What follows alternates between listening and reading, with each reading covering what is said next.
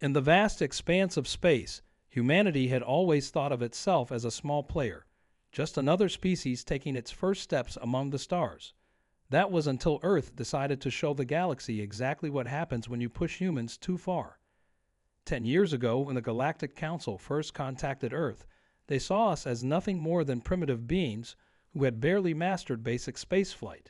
Their representatives, with their sleek ships and advanced technology, looked down on us with what could only be described as pity. They offered us guidance and protection in exchange for our resources and partial sovereignty. What they didn't expect was for every nation on Earth to respond with a unified message. Thanks, but no thanks. That's when the Council's true colors showed. They implemented what they called protective sanctions, blocking our access to vital trade routes, preventing us from establishing colonies beyond Mars, and treating us like children who needed to be taught a lesson. They thought they could starve us into submission, force us to crawl back begging for their help. But they forgot one crucial detail about humans.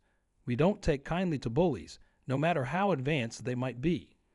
While the Council watched our outer activities with smug satisfaction, they missed what was happening beneath the surface. Underground facilities hummed with activity as we reverse-engineered every piece of alien tech we could get our hands on. Scientists worked around the clock, combining Earth's primitive knowledge with glimpses of advanced alien technology. We weren't just catching up, we were creating something entirely new. The Council's first warning should have been when their monitoring stations around Saturn went dark. Their second warning was when their supposedly unhackable communication networks started experiencing mysterious glitches. But like most empires drunk on their own power, they dismissed these signs as mere coincidences. That is, until yesterday. I was there in the Council chamber when Earth's ambassador walked in, flanked not by the usual security detail, but by what appeared to be regular humans in simple business attire. The Council members barely looked up from their data pads, probably expecting another routine complaint about their sanctions. Honorable members of the Council, our ambassador began, her voice steady and clear. We've come to inform you that as of 600 Earth Standard Time, we have activated our planetary defense grid. She paused, allowing her words to sink in. The same grid your sensors never detected, using technology you thought we couldn't possibly understand. The chamber erupted in murmurs as screens around the room lit up with data streams. The humans in business attire raised their hands, revealing simple metal bands on their wrists. Within seconds, every piece of Council technology in the room shut down, leaving only Earth's devices operational. We've also taken the liberty of implementing some changes to your defense systems. The ambassador continued, a small smile playing on her lips. Don't worry, we haven't caused any damage. We just wanted to demonstrate that we could. The Council's chief administrator, his gray skin turning several shades paler, finally found his voice. This is impossible. Your species, you're not capable of. Of what? The ambassador asked. Of protecting ourselves, of advancing beyond your expectations, of turning your own arrogance against you? As I record this now, the Council is in emergency session, trying to understand how they misread humanity so completely. But here's the real kicker. We haven't even shown them our full hand yet. Those small demonstrations were just the beginning, a gentle reminder that humanity isn't to be underestimated. The question now isn't whether Earth will have a seat at the galactic table. It's whether the Council is ready for the changes that are coming. Because one thing is certain, the age of treating humanity as a backward species is over, and the galaxy will never be the same.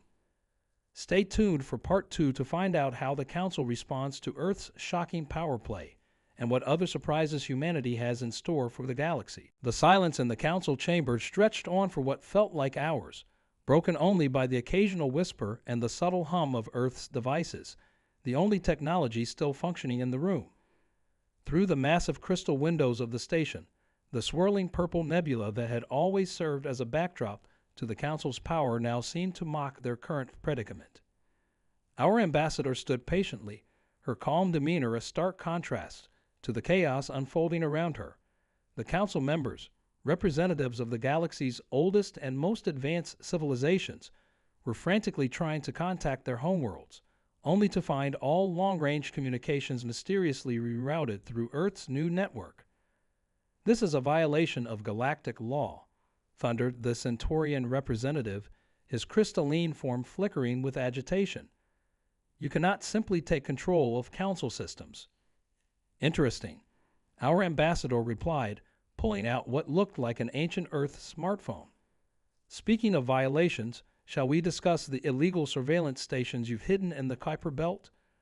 Or perhaps the automated mining operations you've been running on Mars without Earth's permission?"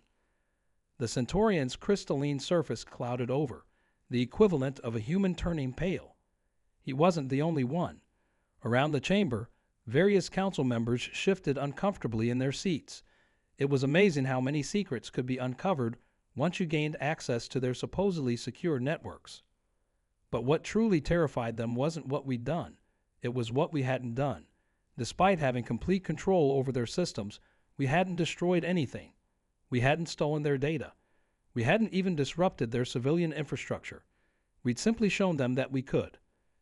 A soft chime echoed through the chamber as one of the humans in business attire checked their wrist device. "Ambassador," she said quietly, "Phase 2 is ready." The council members tensed, probably expecting some new technological assault. Instead, the ambassador simply nodded and addressed the chamber again.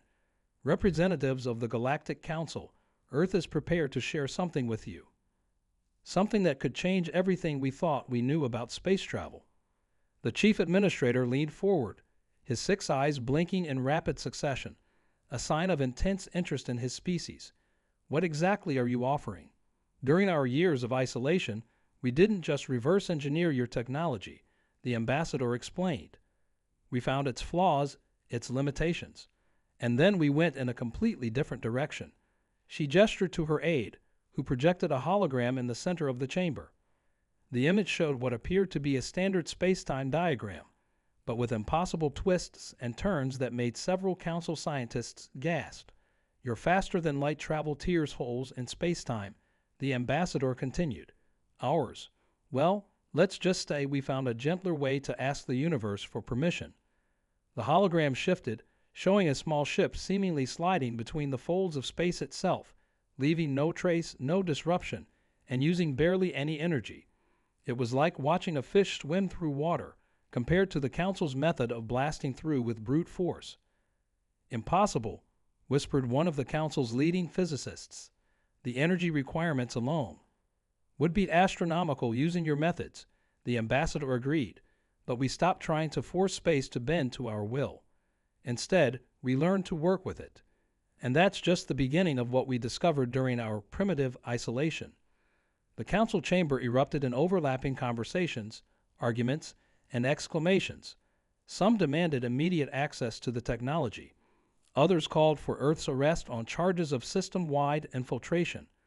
A few wiser members sat in thoughtful silence, finally beginning to understand the full implications of what humanity had achieved.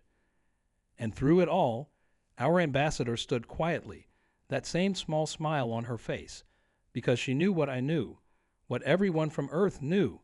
This wasn't just about showing our strength or proving our worth. This was about something much bigger, something that would either unite the galaxy or tear it apart. The Council's emergency session had stretched into its 3rd hour when the first reports started coming in. Through Earth's still active communication network, messages flooded the chamber from across the galaxy. The impossible was happening. Stars that had been dying were stabilizing. Radiation-ravaged planets were showing signs of rapid healing. Dead worlds were sprouting their first signs of life in millennia. "What have you done?" The chief administrator's voice trembled, all 6 eyes fixed on the streams of incoming data. The chamber's holographic displays showed scene after scene of cosmic restoration, each more remarkable than the last. Our ambassador's expression remained neutral, but there was a hint of sadness in her voice. "We didn't do anything. We simply undid what your civilizations have been doing for the past 1,000 years. Your method of faster-than-light travel. It wasn't just inefficient. It was killing the galaxy." The chamber fell silent as she continued, "Each tear in space-time, every forced rupture for your ships to pass through. They were like tiny wounds in the fabric of reality. Wounds that never healed. Your civilizations have been bleeding the universe dry without even realizing it. One of the council scientists, a being of pure energy contained within a crystalline matrix, moved forward. But our calculations, our models, were based on what you could measure. One of our scientists interrupted. You were looking at the universe through a keyhole, convinced you were seeing the whole picture. We had to step back, way back, to see the damage, and once we did, he trailed off, letting the implications sink in. The holographic displays shifted to show a time lapse of the galaxy, not as it appeared in normal space, but as it existed on a deeper level. Countless red lines crisscrossed between the stars, each representing a path torn by council ships. The image looked like a web of scars, growing and spreading over centuries. Then the display changed again, showing the same region after Earth's intervention. The scars were healing, sealed by what looked like threads of pure starlight. Our technology wasn't just avoiding damage, it was actively repairing it.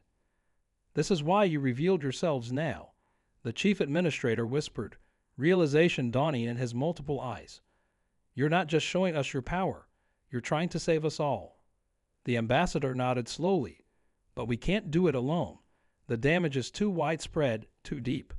We need the Council's help to implement these changes galaxy-wide. And more importantly, she paused, looking around the chamber, we need you to stop causing new damage. That's when the chamber's emergency alerts began blaring. On the displays, a massive Council war fleet was dropping out of their version of faster-than-light travel, their arrival tearing new wombs in space. They had been summoned by the Council's automated defense protocols, and they were heading straight for Earth. Our ambassador didn't even flinch. You have about 6 minutes to call off that fleet, she said calmly. After that, they'll be in range of Earth's defense grid, and while we don't want to demonstrate that particular technology, she left the threat unspoken. The chief administrator raised all 4 hands, a gesture of supreme authority among his people. Belay that order. All ships stand down. But the fleet kept advancing. The council members looked at each other in growing panic as they realized their commands were being ignored. Interesting, our ambassador said, checking her simple wrist device. It seems someone on the council activated a deep code override. The fleet's eye has been given orders that can't be countermanded. She looked up, her eyes scanning the chamber. Someone here is willing to risk everything, the fleet, Earth, maybe even the galaxy itself, to maintain the old power structure. The tension in the chamber could have been cut with a knife as the warfleet drew closer and closer. 5 minutes to contact. 4 minutes. 3 minutes until the warfleet entered Earth's defense grid, and the council chamber had descended into barely controlled chaos. The massive holographic display showed hundreds of warships advancing in an attack formation that would have struck fear into any normal civilization. But then again, Earth had long since proved it was anything but normal. 2 questions, our ambassador announced, her voice cutting through the panic like a knife through butter. First, why would someone trigger a deep code override knowing it would reveal their identity? And second, why would they do it when they've just seen how completely we control their systems? The chamber fell silent as her words sank in. She smiled, not the diplomatic smile from before, but something sharper. Unless, of course, this was exactly what we were waiting for. At her signal, one of the human aides stepped forward and waved his hand. The holographic display shifted, showing not just the approaching war fleet, but something else. Vast networks of energy signatures, hidden in subspace, stretching back thousands of light years from the fleet's position. Fascinating architecture, the aide said, his voice clinical. A hidden network of quantum-linked command nodes, completely separate from regular council systems. Perfect for maintaining control even if normal communication channels are compromised. It must have taken centuries to build. The chief administrator's 6 eyes widened in recognition. The ancient defense network? But that's just a myth. Oh, it's very real, our ambassador corrected. And it's been used to secretly influence council decisions for the past 300 years. We detected it the moment we arrived. In fact, she checked her wrist device again. We've just finished mapping the entire thing. 2 minutes to fleet contact. The holographic display expanded, showing thousands of hidden nodes scattered throughout Council space, each one connected to critical military and civilian infrastructure. It wasn't just a secret communication network, it was a hidden empire within the Council itself. We knew someone would try to use it, the ambassador continued. We just needed them to activate enough nodes at once to reveal the full network. So thank you, Counselor Shenvari, for your cooperation. All eyes turned to the shadowy figure in the corner, the representative of what everyone had thought was a minor agricultural world. The Shenvari's outer membrane rippled with what might have been anger or fear. You understand nothing. The Shenvari's voice resonated through the chamber. This network is all that's kept the galaxy from tearing itself apart. We are the guardians, the shepherds. The puppeteers, our ambassador, cut in. And now, with 1 minute until fleet contact, you have a choice to make. Either surrender control of the network voluntarily, or... She didn't need to finish the sentence. The holographic display showed Earth's defense grid powering up, not around Earth, but around each and every node in the ancient defense network. Somehow, humanity had managed to surround a secret network that spanned the galaxy without anyone noticing. 30 seconds to fleet contact.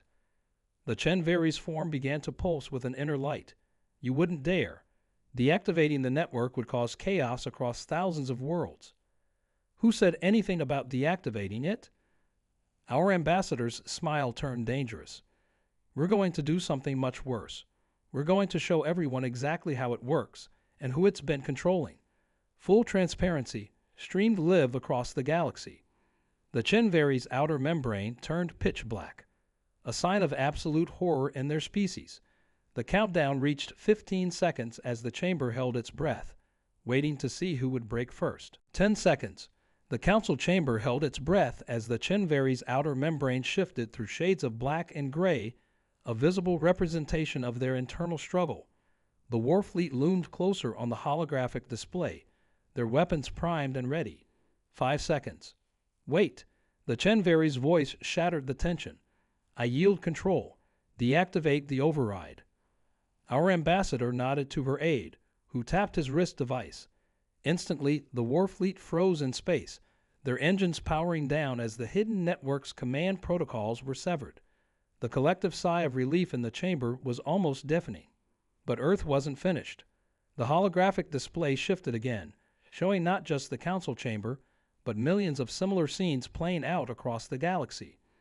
On countless worlds, hidden controllers of the ancient defense network were being exposed, their secret influence laid bare for all to see.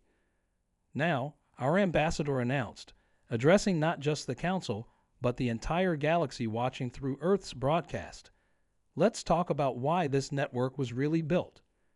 The display changed one final time, showing something that made even the Shenvari's dark membrane pale to translucent.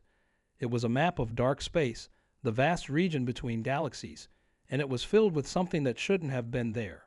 Movement. They're coming, the Shenvari whispered, their voice trembling. That's why we built the network. That's why we needed control. To prepare. To unite the galaxy by force if necessary. They've destroyed every civilization they've encountered, and they'll be here within a generation. The chamber erupted in panic, but our ambassador raised her hand, and the holographic display shifted one last time. It showed Earth's Sol system, but not as anyone had ever seen it before. The entire system was encased in a subtle, shimmering field that seemed to bend reality around it. We know about them, she said calmly. We've known since we first detected your network. Did you really think humanity developed all this technology just to prove a point to the Council? Everything we've done, the system control, the space-time manipulation, the healing technology, it was all developed for one purpose, survival. The chief administrator leaned forward. You found a way to fight them. Better. Our ambassador smiled. We found a way to talk to them. Your weapons-based network saw them as invaders. We saw them as refugees fleeing something even worse. They're not attacking galaxies. They're trying to warn them. The Shenvari's membrane rippled in disbelief. That's impossible. We've studied their patterns for centuries. Through the lens of fear. Our ambassador interrupted. We studied them through the lens of hope, and now we have a choice to make, all of us. We can stand divided, hiding behind ancient networks and artificial controls, or we can stand together and face what's coming.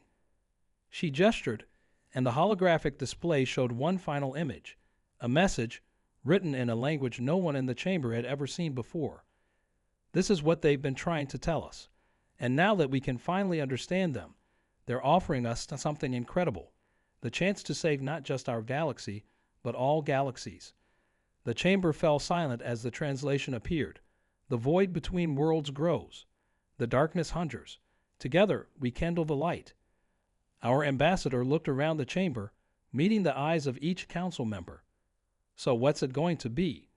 Will you cling to your old ways of control and destruction, or will you join us in building something greater than any single civilization could achieve alone?